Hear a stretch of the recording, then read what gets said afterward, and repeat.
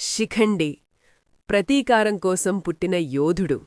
మహాభారతంలో శిఖండి ఒక సాధారణ యోధుడు కాదు. అతను ఒక పూర్వజన్మ ప్రతీకారం. ఈ కథ మొదలైంది అంబతో. కాశీరాజు కుమార్తె అంబను భీష్ముడు తన సోదరుడి కోసం స్వయంవరంలో తీసుకొచ్చాడు.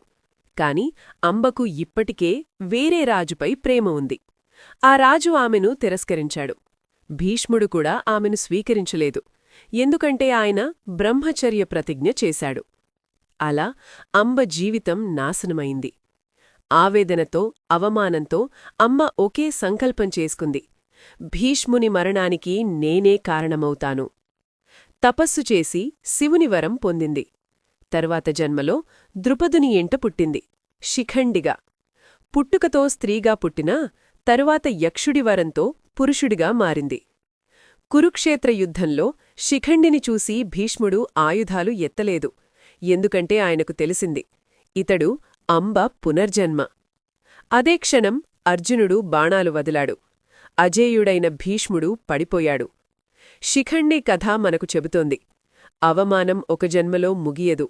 ధర్మం ఆలస్యంగా గెలుస్తుంది, కాని తప్పకుండా గెలుస్తుంది. శిఖండి లేకపోతే భీష్ముడు ఎప్పటికీ ఓడేవాడా?